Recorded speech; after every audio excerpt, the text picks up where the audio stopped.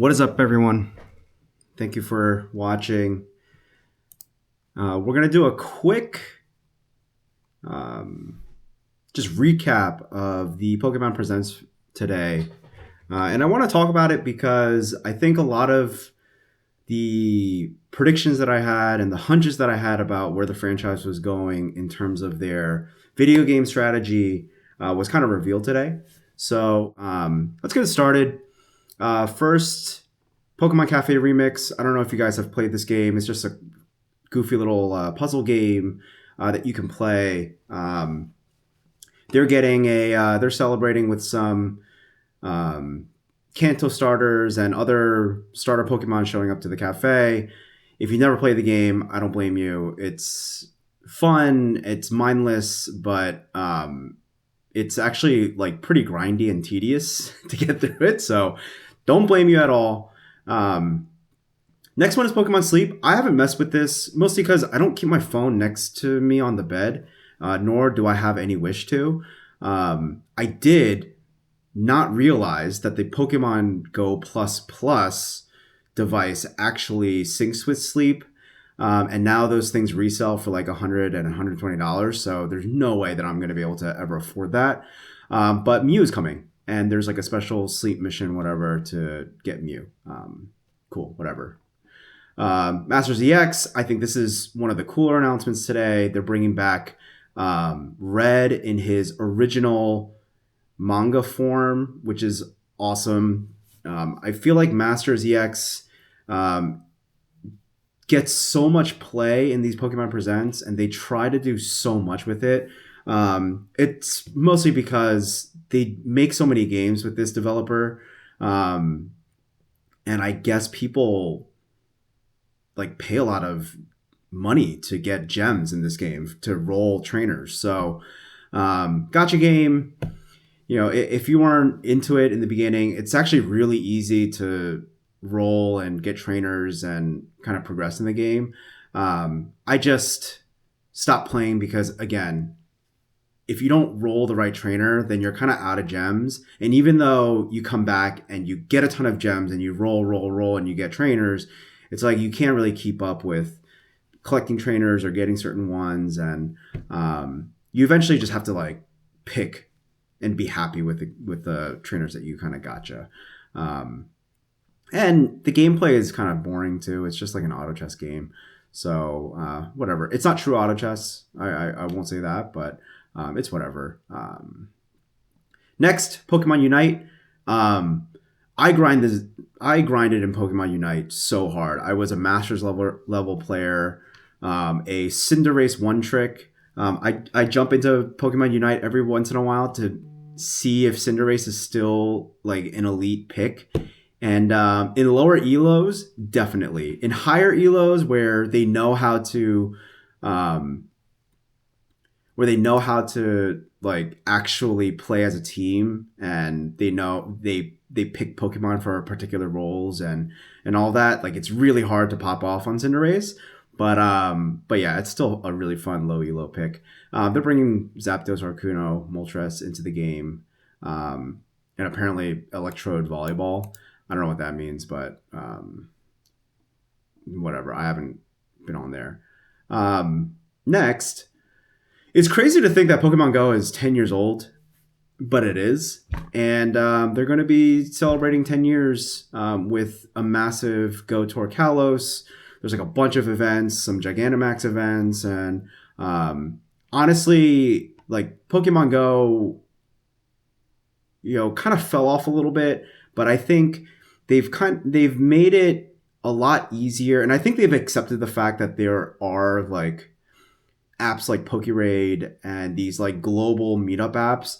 And at first, Niantic, it seemed like Niantic was trying their absolute best to axe as many of those apps as possible to really force people to go outside.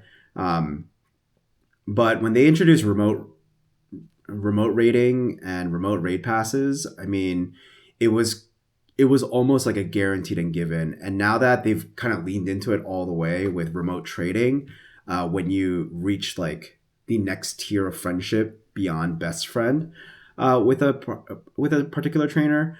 I mean, it's great for the game. It's a great like read from the developers, and honestly, it kind of means that they're listening and trying to implement the changes and feedback from the community, but in their own way and at their own pace. So it's nice to see. I'll be popping in here and there. Contemplated buying a ticket, but probably won't.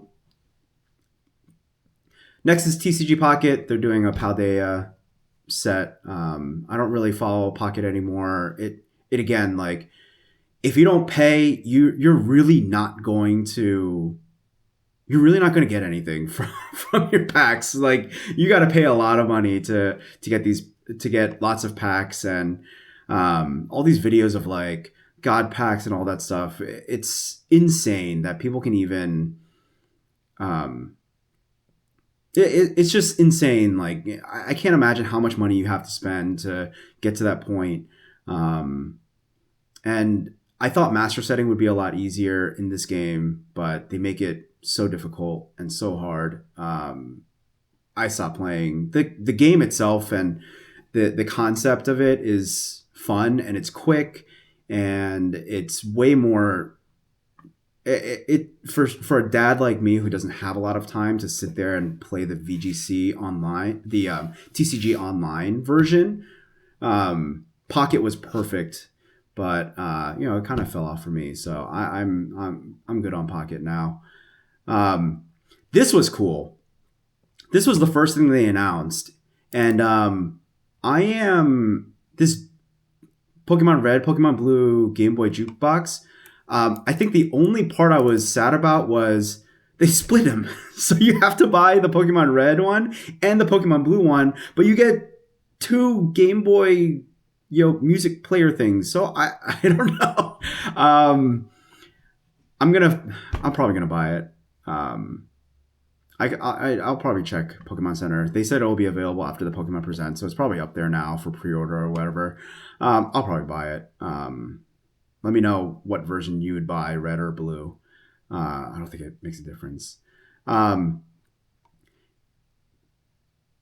We already knew about Fire Red, Leaf Green coming. The Gale of Darkness announcement, I was so hyped. And then I found out that it's just for expansion pack members. And when I saw that, the expansion pack is like the hardest paywall, like, period. You have to not only subscribe to Pokemon on Nintendo Online, but then you have to pay additionally for the expansion pack to be able to play these games. Huge swing and miss. Gale of Darkness is like a low-key, well-loved cult classic among Pokemon game players, especially the spin-off games. I know Mystery Dungeon is up there for a lot of people. Pokemon Ranger series too. Gale of Darkness is like, people loved Gale of Darkness almost as much as like the Unova series games. And it's surprising and shocking that they went this direction. I mean, it kind of makes sense from like a Nintendo strategy altogether, but man, they could have killed it with releasing Gale of Darkness as like a DLC or a separate, download altogether, similar to Fire Red, Leaf Green. I was hoping for that, and when I saw that, I was like, well, I guess I still won't be able to play Gale of Darkness. So that was a disappointment. So we're going to skip over Pokemon Worlds and Pokemon XP. It's just like a fan experience thing. But the biggest thing, Mega Dimensions, Garchomp Z, whatever, they're going to keep rolling out and doing these like mini updates through the DLC. If you didn't buy the DLC, I don't blame you. It's just added megas and more missions and more to grind, which will come into play when we're talking about we're looking at a different video game. But Pokopia, I've enjoyed watching all of these theories and these like backstory ideas about this game, specifically when it comes to like how the Pokemon got there and why it's only Pokemon and no people. The idea that this is like a post-apocalyptic world, and I love those concepts and those theories. Um, I just love that it's like a closed world, like a closed Minecraft world almost. Um, yeah, I don't let my kids play Roblox or Minecraft. Um, it's just like a personal choice of preference. I also like just don't give them a lot of screen time anyway. But this seems like a fun way to kind of have that Minecraft Roblox experience, but in like a Pokemon setting, and you can still play with other people. And we'll see. I mean, my 14-year-old definitely won't enjoy it, but the younger ones, I maybe they'll get into it and start playing. Who knows? Um, this was also very disappointing. They showcased all of the kind of similar to the opening of the Pokemon Presents. They kind of showcase all of the eras of TCG, and I thought that they were going to do this massive anniversary set that was going to pull all these different like hit cards from all the sets and release them as like a celebration set, and that was going to be the announcement. But the announcement didn't happen today. They just teased what could be coming with this Mew and Mewtwo graphic that they showed and revealed. I haven't read anything on what's going on here. I haven't watched any videos about it, but yeah. The next two announcements. So I said that Champions was going to replace and be the main feature software for the competitive VGC scene. And I think it's a great idea. One, because balancing a game like Pokemon Champions, like a VGC, through the mainline games. I mean, obviously now you can make updates and do firmware updates and software updates to push, meta changes or things like that. But so many of these VGC players don't even they're just grinding the game to get to the competitive part. And it makes no sense to me that the only people that can participate in the VGC, they're gated, right? Like they're gate kept from playing the VGC unless you have the latest console, the most up-to-date console, and the most up-to-date games. And I thought that like it limited the pool of people that were able to participate. Now, again, I'm talking like, there are kids out there, and I was one of them, that aren't allowed to have consoles, that enjoy Pokemon from afar. Maybe they don't even get to have a phone, and all they get are the TCG cards, right? So there are kids that don't have access to any of the games whatsoever. Pokemon Champions, the game-changing feature about Pokemon Champions is the connection to Pokemon Home. And I've said this before, and I said this in last year's Pokemon Presents when they initially announced that Champions was coming. I said that Champions would be the sole replacement as the competitive engine for the Pokemon VGC. Because when they announced where it sits in the flowchart of Pokemon Home, Pokedexing and databasing and storage, all of these games were popping up. We're talking, you could play any of the games from previous eras. You can take any of your Pokemon, old to very new, and you could even take Pokemon from games like Pokemon Go, insert them into Champions, and play competitively. Like, that is key and critical. They are now making the VGC more accessible, and more so than like Pokemon Unite and Pokemon Go competitive scenes. Their VGC scene, I feel like, is just as important as their TCG scene, because the VGC scene is literally the embodiment of the Pokemon master trainer ethos that Ash Ketchum kind of fostered and carried through all the years of the anime. And kind of what the manga is based on. These pocket monsters collecting them, training them up to be really, really strong and becoming champion of the region. Like the VGC is core and essential to the franchise, more so than the TCG. And I think that's really important to note because Pokemon Home, there have been other transfer, like link transfers and other like storage box type apps before, like on Nintendo DS and stuff. But Pokemon Home is like a massive development effort by the Pokemon Company, and you're kind of seeing the fruits of their labor, right? Like now, Champions, you can catch Pokemon in Pokemon Go, put it into Champions, and start battling. I'll personally be trying that. I'll be testing out Champions and playing on it. So we'll see what comes of it. But this is huge. And it's huge because now the developers of the mainline game can have some pressure relieved off of them. They can worry about the fun gimmicks and the battling and all that stuff, but it won't be like so crucial to the VGC where they have to maintain and keep up the meta and et cetera, et cetera, et cetera, right? Plus, it looks like they're not going to generation lock the gimmicks either. You're going to be able to do, like, I'm assuming, kind of similar to Ash's last battle with Leon, I'm assuming that every gimmick is going to be available and out. And the point of the anime revealing that and displaying all of it is, there should be like a mastery of all of the gimmicks and this idea that, you get to choose one and present it in the game and present it in battle and use it as a strategic advantage. Maybe it's a typing advantage that you get from terastallizing. Maybe it's a, stat boost advantage that you get from mega evolving. Maybe it's a critical, critical bonus status effect from a Z move.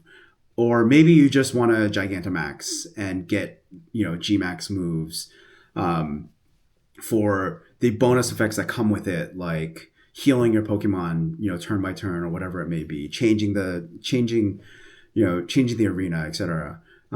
There's going to be gimmicks thrown into Champions, and I'm so excited for it. It's going to be great for the VGC. I think the competitive scene is going to explode moving forward, and you're going to see, a lot more participation in it. Who knows? Maybe there'll be more local events and tournaments and things like that. But this was the feature news. This was like in classic Pokemon Presents form. You get the thank you for watching. This is what we covered. Now here's a final video to see you out. And honestly, I was ready for it. Wind and Waves, this island hopping region based on, a mix between traditional old Japan and the new industrial Japan, and just like the island hopping vacationing vibes. There's a world above water. There's a world underwater. It looks like it's going to be a killer game. And like I said, because the developers don't have to integrate online battling in a competitive form on here, I just think you're going to get an experience closer to a Legends game now in a mainline game. And that's huge. Winds and Waves. It doesn't look like this is going to be the final generation. It looks like they'll keep up with this like every 3 to 5 years, releasing a new generation of games. It'll be the starters are what they are. If you haven't seen the starters, there's 3 starters available. Let's see if I can pull it up.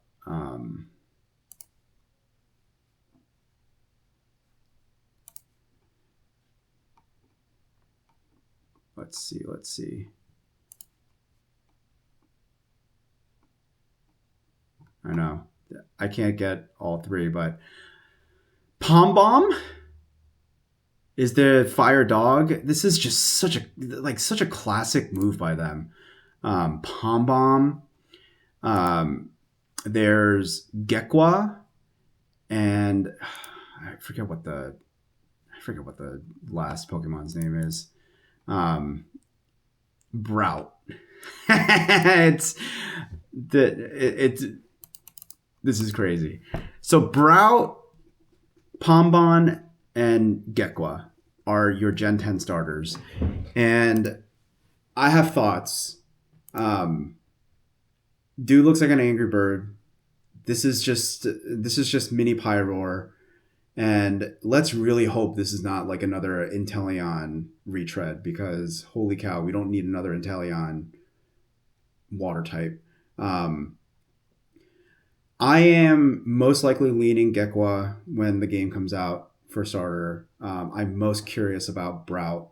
I want to see like it. It's obvious. Its final evolution. It's gonna have a masterful eyebrow. Like it's only right. It's gonna be some extended thing. But I really, really hope that they get the typing right on Brout, because grass fighting would be so dope. Um, Torchic is kind of what comes to mind when I look at Brout. But Torchic is way cuter, and then it evolves into like Blaziken, which is an absolute menace. This dude already Brout already looks like a menace. I really hope they do it justice when it evolves into its final form. Pombon, look, I am notoriously a Firestarter hater. I tend not to choose the Firestarter if I can help it. I don't know if that's just me like being countercultural or just whatever it is, but I just can't. And Pombon, man, if you love Pombon, go for it. It's very classic Pokemon. This ultra cute, like puppy like, first generation Pokemon. I can see it in the anime already. It's gonna be this adorable little dog, you know, jumping around, bouncing around, all that.